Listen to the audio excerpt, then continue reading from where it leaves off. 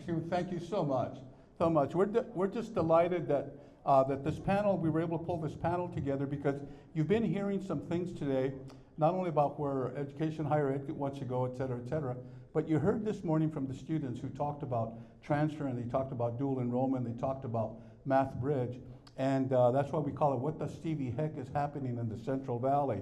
And so we have up here our three individuals who are going to be able to chat about that. We're gonna have them make some comments so that you can get a sense for what it is that that the boots on the ground are doing and why. By the way, when Dr. Aguirre Munoz spoke about the upswing that was happening, remember, on dual enrollment and transfer and that sort of thing around 2021, that's a direct result of the work that the folks here in the Central Valley have been doing with respect to those areas, and we'll chat about it. But so with that, let's get started because we're on a really tight timeline. I'll tell you why. At 2 o'clock, we know that AG Bonta is going to join us, and it's going to be like at 2 o'clock because they're the way where it's situated. You know, he can only do from 2 to 2:30 because he's got other obligations. So we're going to try to get through this and try to get as much work out there, and then if we have an opportunity to answer any questions from you, we would certainly do that. So I'm going to start with Dr. Zimmerman, with James Zimmerman, to talk about the Central Valley Transfer Project. And the reason, by the way, that we're doing these is that they're all getting statewide and national attention. These efforts that are finally starting to pay off are starting to get some great attention. So James and then Tom Burke, who's walking back there, I see him, and Stan Carrizosa are a team that put together a project to improve transfers to the Central Valley, in the Central Valley, and you started to see some of that in the data that was presented earlier. But the other thing is that it's a unique project in that it includes the University of California, and then James will talk about it. So James, can you tell us a bit how you guys all came about and some of the successes that we've had, and if you've got some numbers that you could share with us, we'd appreciate that. Sure, Ben. Thank you for the time, and thank you all for being here and giving me an opportunity to talk a little bit about a project that started way back before the pandemic, just between Bakersfield College, Merced College, and UC Merced, and has grown into something that's regional and is actually going to be approaching a statewide scale up here very soon. So basically the idea is nobody really knows how to get from community colleges to UC Merced. We're a new institution, and we realized a few years ago that maybe that's not such a great idea. So what we were able to do is go to the community colleges in the Central Valley with the idea of mea culpa and say, listen, you guys are great at transfer. You've been working with the CSUs for a while. You've got ADTs. You've got all these things going on. UC Merced wants to learn from you. Our faculty want to partner with your faculty to make sure that the courses that you have on your campuses will transfer to UC Merced with no problems. And can we have a sit down where your faculty talk to our faculty and we start having a course by course listing that shows if they spend their first 2 years on your campus, they transfer to our campus for 2 years, and they finish with your bachelor's degree. That's what the goal was. And the first couple times we tried to have those conversations, it took us about a year to go from first conversation to a 2+2 map that had all the courses from, let's say, Bakersfield College in psychology to UC Merced in psychology. And over the past 3 years, my colleagues Stan and Tom and others, and many of you who have worked on this project, has gotten this to the point where we can work and onboard a new community college and have a 4 or 5 hour meeting, and 2 months later, we've got a 2+2 map from their institution to UC Merced. Now, none of this would be possible without a tool that I think you heard about earlier from our students, and that is kind of the cornerstone of what makes this so powerful, and that's called the Program Pathways Mapper. This is a program that works on your cell phone. High school kids can look at it. You don't need a special UC ID to get into it or a community college ID. It's accessible by phone, so if you're in dual enrollment, great. You can see these pathways. If you're sitting down with your parents as a high school student, say, you know, I really think I want to start at Dinuba and then move to, Reedley and then move to UC Merced. Here's how I think I can do it. You can take that to your counselor. So all of these pieces have come together in a way that has allowed us to secure $25 million in state funding a couple years ago.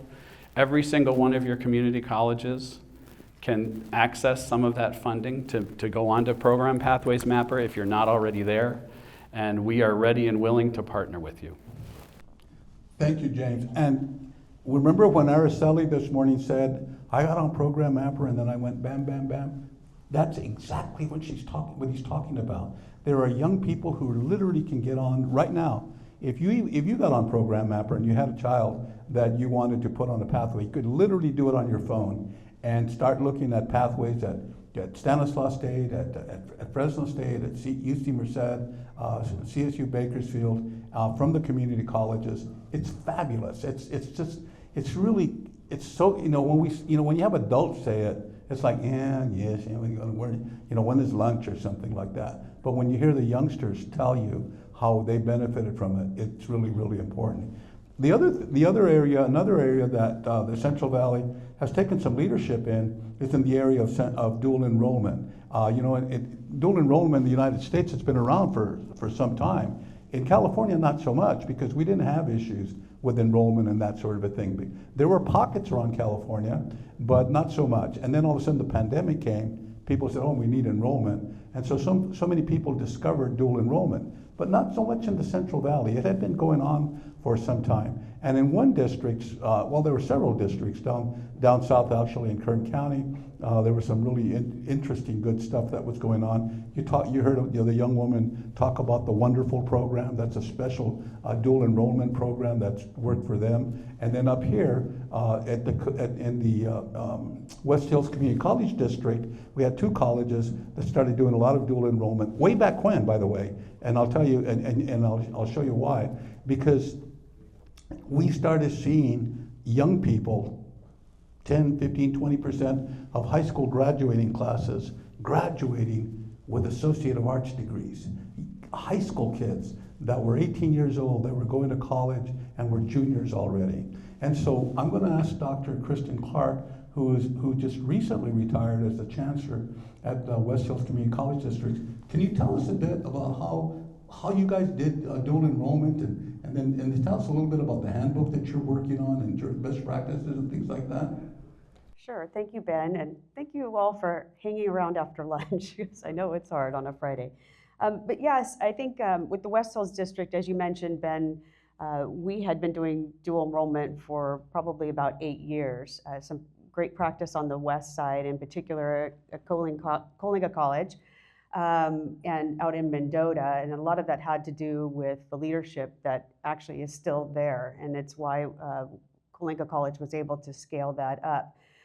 But some interesting things, because in 2019, Central Valley Higher Education Consortium held its first dual enrollment summit. And this summit was intended to bring the community colleges and our K-12 partners together to talk about obstacles to implementing dual enrollment programs, but also how to scale that up regionally. And at that convening, one of the things that was identified was the obstacle of finding certificated teachers who could teach these dual enrollment classes. That was a barrier. And so the MA upskilling program came about as a result of that. I think you heard that mentioned earlier. And to date, we have 250 K-12 teachers who have obtained their master's degrees due to our program, which gives those teachers a stipend that pays for almost all of their tuition, if not all in some cases. It also pairs them with a community college faculty mentor to help them bridge the gap between teaching high school courses and community college. And we've heard from several of those participants that it's also helped improve their teaching skills as well. So that was one barrier that we overcame. We also, at our last convening in February, Chancellor Sonia Christian from the Community College State Chancellor's Office, she came and presented some data to us. And earlier we had some data about dual enrollment presented, but since that data was curated, we've actually seen some significant improvements, in particular in the Central Valley. We went from having 13% of the dual enrollment population to 21% statewide. And the Central Valley has the fastest growing portion of dual enrollment participation. And so we were lauded for that. And a lot of that has to do with everything we've been talking about today, which is being stronger together. I've told this story before, but I came from Southern California before I came up to the Central Valley to work here. And I was blown away by the camaraderie and the can-do attitude of cross-section working together between the UCs, the CSUs, the community colleges, the independent universities, and how important that is to our work and the things that we're able to accomplish here. And I was often asked to go back down to Southern California, and I said I would never do it because honestly, we get results here because of what we do. So one of the things that Ben has brought me on to do is a request that came out of our dual enrollment convening, and it was to create a dual enrollment handbook or playbook, so to speak. And there are many of those out there in publication already, but the intent of this is to give a Central Valley flavor. It will be a digital formatted document. It will include lots of links to different organizations, College Bridge, Career Ladders, Ed Trust. We've been working with partners who've agreed that we can link to some of the resources and tools that they have. Advocacy is really important. We heard that today. That will be a big part of this because I think we need data to be able to advocate and to continue this good work that we're doing. So I am working with Elaine Cash. She is helping me with this. And over the summer, we will be interviewing K-12 and community college partners for this document. And we look forward to hopefully having it out later this fall. Thank you, Kristin. And I want to do a shout out to Carrie Hammerstrom and the K-16 Collaborative here in Fresno. They were the ones who did the initial funding for the MA upskilling. It's a unique project. Imagine this. So you have high school teachers. Someone mentioned earlier one of the, I think it was Dr. Aguirre Munoz who mentioned that the important two of the really important classes for dual enrollment were English and mathematics, college English and mathematics. So we know that and we understand that. And so we now have in the Central Valley, as a result of this model project that came out of the Fresno K-16 Collaborative, it's happened down in Kern County, happening up in Merced County and in the North Counties, is 250 people that were holding BA degrees in English or mathematics who are now qualified to teach college level English or college level math to their students through dual enrollment. And as Dr. Clark indicated, and they're better teachers for their high school kids as well. So that's really exciting. And so we thank you all for that. So the other project that we have that we want to highlight for you that's also getting national and state attention is the Math Bridge project that we have here in the Central Valley. It's a program where they teach college mathematics to high school kids. And people think, oh yeah, I know it's a dual enrollment program. It's not a dual enrollment program. It's a math project that happens to use dual enrollment as a delivery model. Up here with us today is Dr. Lynn Cevallos, who is the founder of College Bridge, where Math Bridge is housed, and she's also the president and the CEO of that organization. And she and her board of trustees actually came up yesterday. They had a board meeting, and we had a couple of the folks who were in the audience with us earlier. There, we have a couple of the board members who have been able to join us. But it's a wonderful project, and then I'll talk a little bit about it after because I'm so excited. But so I was asking, hopefully, Lynn, can you tell us how it all came about? How did Math Bridge? How was it born? And tell us a bit about what's going on here in the Central Valley, how you ended up in the Central Valley, and maybe some of the highlights. I was just at a convention at Merced College last week, right? And you had a bunch of faculty there. Maybe you could talk about how that all comes together for you. Hello, is this on? Where's the little switch?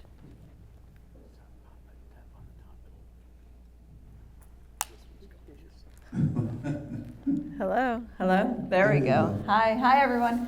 That was you asked me a bunch of questions, Ben, and then I couldn't turn the microphone on, so I forgot half of them. So we'll loop back in a second. I wanted to ask the people here, though, just by show of hands, how many of you work in the K-12 sector? All right, hi K-12. Higher ed? All right, how about both? And if you're both, you have to raise 2 hands. One for each. All right, so I was asking that to say, okay, now how many of you, by show of hands, you only need 1 hand now this time, how many of you have students in your organization, in your college, high school, whichever it is, who struggle in math? Any of you? A few? Got that? And how many of you are trying to work on outcomes for, if you're in high school, A through G improvements, if you're in college, persistence, completion? Are those any of your goals? Okay, so for everyone who just raised a hand, this is for you. If you didn't, if math, you got it all covered, all your college completion is good, then, tune me out for the next few minutes. But what Math Bridge is it's really, well, wait, first I want to back up with something. When Ben was asking me how we got here, I think Kristin and I must have been in the same car, or we were like heading up on the 99 together or something, because I too came from Los Angeles County. Southern California. Because I was working down there for a couple decades, and as Kristin already explained, it's really hard to get initiatives going there. Or you can get things going, but then, So the Central Valley is a unique place where we have this regional collaboration, and you can actually accomplish things here, and people are going to roll up their sleeves and work together. So after decades of spinning my wheels, I came up here and started working back in 2016, 17 with Dinuba. Where are you, Dinuba? There you are. Woo! Okay. And Arosi. Where's Arosi? Woohoo! All right, hi. All right. So we started working together a long time ago, and I realized this is a place where we can get things done, and people talk to each other and collaborate together and want to move things forward and want to see change. So like Kristin, I said goodbye, Southern California, and last year was the year that we officially became a Fresno-based organization. So our organization back there, woohoo, yeah. So our address now is Fresno, and our zip code is 30704, something like that. Anyway, we're here now, and our days in Southern California are behind us, because you can accomplish things here. So here's what Math Bridge is doing, and here's what we do look to accomplish. Some folks talked a little bit earlier about stumbling blocks. That was Hans brought that up, stumbling blocks. And that's what we're looking for. We're looking for students who are stumbling. Like, where are you stumbling? Where are you struggling? Where are you hitting the wall with math? And when and where are you saying that math isn't for me? I'm bad at math. Those are the students we're looking for. And then the other piece of it too, Naomi brought it up too. She said, well, what do you say to the students who aren't your top students, who aren't the students who are build dual enrollment and they will come? So what we do is we do use dual enrollment as a mechanism, but the mechanism in Math Bridge is dual enrollment is about 30% of the school year, but the other 70% is support. So this is a partnership between college faculty and high school faculty, working in the high school, meeting students where they are, working collaboratively to reach those students, message those students, tell those students that this is for them, college is for them, and to transform the way they think about themselves and they think about their futures, and to work together to meet them where they are, support them, and have them go from being the I'm not good at math kids in high school to the kids graduating high school with their math credit for the UC and CSU completed, and then decide where to go from there. So it's a transitional program and a transformational program for students, faculty, and staff. Thank you, Lynn. Okay, so tell them one of my favorite statistics about Math Bridge, about those young people who are not math people. They're the ones like, hey, no, I'm not taking any more math in high school than I need to. I'm not a math person. And then these folks come in, and with their teachers, they talk these young people and says, no, give this one a shot. And they actually take either a statistics or pre-calculus college course, and then tell me the statistic, how many of them choose to go? Tell me about, you had surveys from 350 of them said what? Can you tell us that? Sure. So we've been doing this since 2013, and what we've been seeing in the research from back then is that, okay, so there's like kind of two populations of students and two like, you know how we like to put students in pathways and we like to ask them, are you STEM or non-STEM? And we really like to ask them when they're like 12 years old, you know, are you STEM or non-STEM? They're like, I don't know what the heck. So what happens is though, because this is for juniors and seniors in high school, we found that the students who said, I am not STEM, I'm never touching it with a 10-foot pole, you know, just let me get my stats out of the way and never think about math again. Once they found success in a college level math class, we found that 20% of them flipped and pursued STEM majors, and we found their success in college calculus and their persistence and completion rates just as high, if not higher, than the students who were the honor STEM-bound students. So we started a new research project. We got all our funding now. That's all in the Central Valley. So we did our first implementation of our new grants this year. We have 332 students this year. We're going to double it next year. We're looking at a rate of increase of doubling every year. And so far, we just interviewed our students. We just interviewed 201 students, surveyed, sorry. And out of those, 50 already said they were going to pursue STEM. And those were the kids who weren't taking any more math, did not want to touch it. So already right now, we're looking at 25% of them wanting to pursue STEM in college. But next year, when we see you, we'll have the exact numbers and the outcomes from where they actually went. Thank you. That is so transformational. That is huge. That's massive. Yeah, I give her a hand. That's fabulous. Thank you. So let me ask a couple of you some questions, and then we'll open it up. Again, at around 2:58, we're shutting this down because AG Bonta is going to be on. Well, I'm in 150, whatever it is, and 58. He's correcting me. Thank you. But anyway, and then Chancellor Munoz is going to be up here, who's going to be moderating the conversation with him. But anyway, so James, tell us so UC Merced is at this point the only University of California that's involved in this sort of a project. It is unique. It is unique because your academic people. Now we're higher ed folks, right?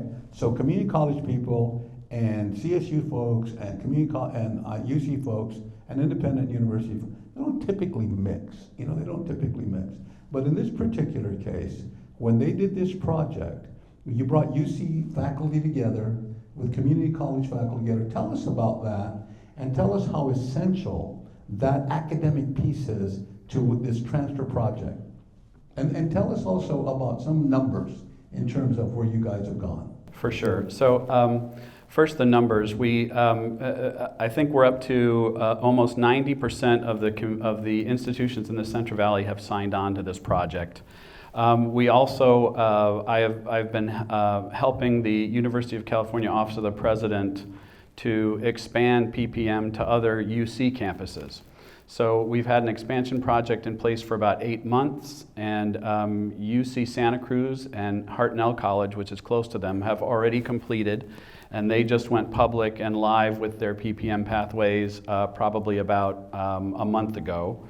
And then we're working with UCLA's School of Engineering also as an opportunity, and we're playing footsie with UC Irvine. We'll see what happens there. In the 4 years that we've been doing this, UC Merced has over 16,000 pathways that have been published with your institutions. So those are the numbers.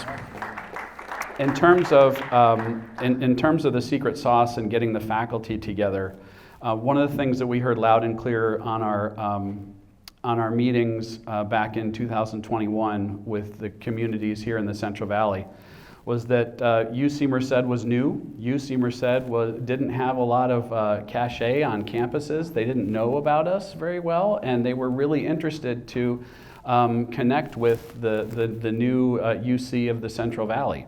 So we thought it would be mission critical to always have our meetings at the community college campuses. We asked no one to come to us. We went to you, we came to you, we sat down with your faculty and learned from your expertise, and from that came all sorts of wonderful pathways and excellent ideas. And I hesitate, I don't think it was all of our doing, but I think we certainly had some impact on CalGETC.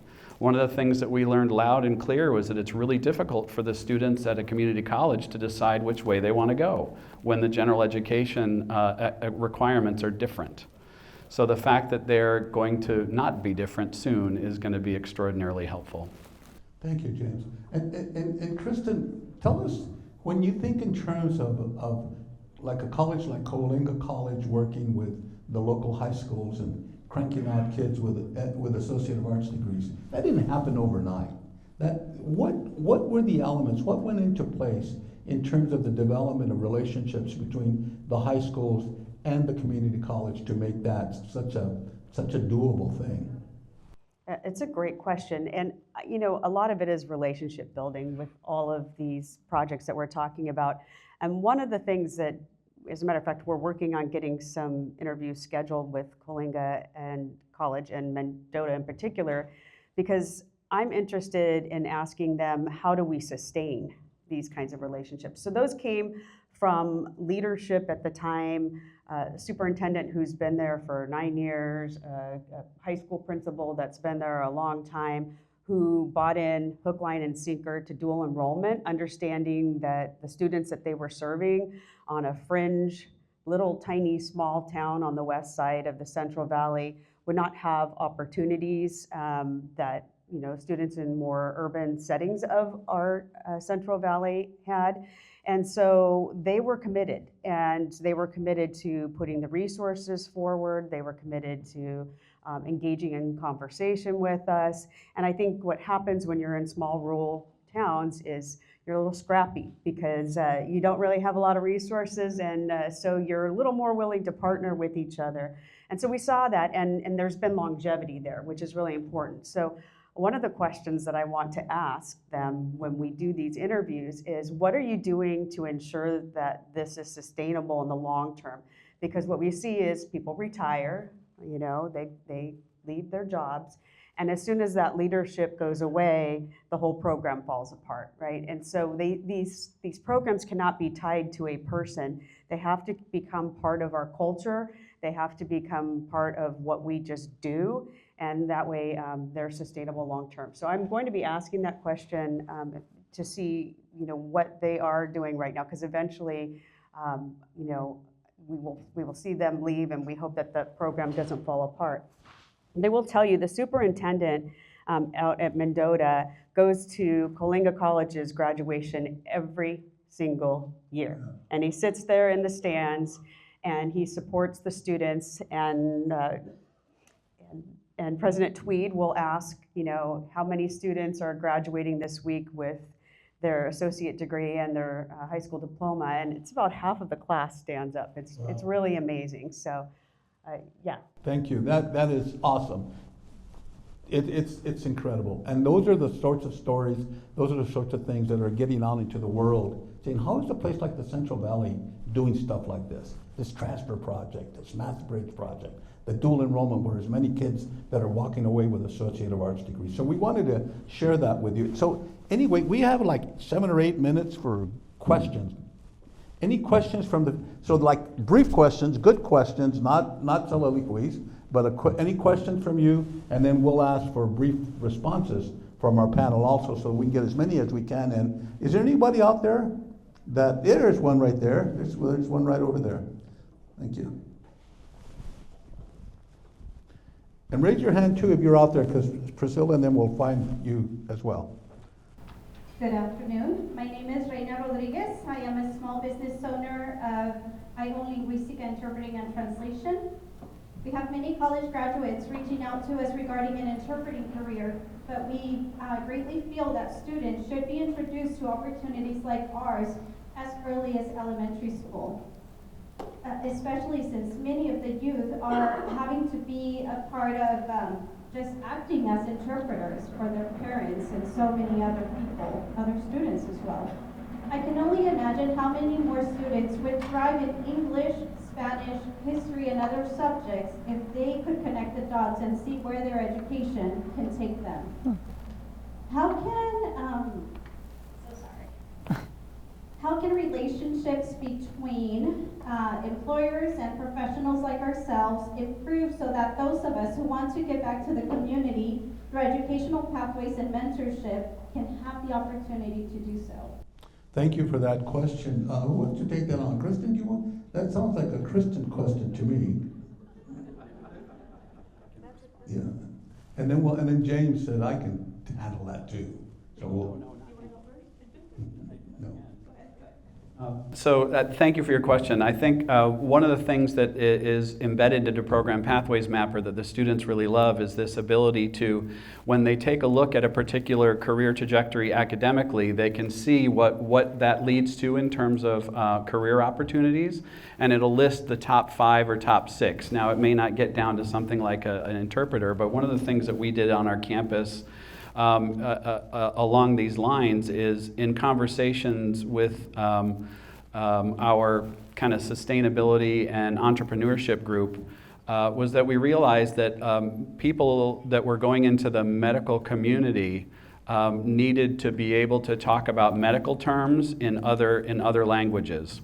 And so we actually worked with our Center for Engaged Teaching and Learning and had a couple different courses where medical terminology in other languages was taught, so that these future nurses, future doctors had an opportunity to learn how that, because it's not just learning how to take regular language, it's that special medical terminology language. So that's an example. What we did is we worked through our entrepreneurship group that is more community-based. So my suggestion would be to seek out one of those at a CSU or a community college or a UC. Thank you. Yeah. Exposure, I think most of the community colleges in particular have career days, or they have guest speakers that'll come in at lunch and talk about careers in different pathways. And I think exposure is really important. And I saw that a lot working in a rural community. Students tend to want to gravitate towards what they see because that's all they know. And if we don't expose them to other types of careers and connect those dots for them and help them understand what it takes to get there, then they won't pursue those. So yeah, exposure, but most of the community colleges beg, I can tell you, they beg people to come in and do guest lunch, brown bag lunch type of things where they'll talk about a career in something and help expose a student to ideas. Yeah, give me your card. Yeah. Thank you very much. Any other question? One more question. Up there? We'll wait you out. Come on now. I got one. There you go. Oh, hi. We're wondering where you were, John. Come on. There you are. So this will be good because I don't have a question, but I have a comment. Which will surprise some of you. But those of us who listened carefully to this morning heard things like, we need to find better ways where students can transfer to the UC. We need to make sure that students get past the barriers of English and math, the 2 most important courses. We need to do all of this, and guess what? We're doing it thanks to these people on the stage, so thank you. Thank you, John. John is my good friend. We work together at Merced College. Neither one of us can ever say something that brief. That was awesome. One last question. Hearing none, then seeing none, we're going to get ready for the Attorney General, Rob Bonta. And so, Angel, what do we need to do? You're on top of it. So the Chancellor, when you get a chance, you want to take the podium, and then you'll. They're going to. So thank you all. Thank you, panelists. Thank you so much. And hang around and ask them any other questions you might have. Thank you.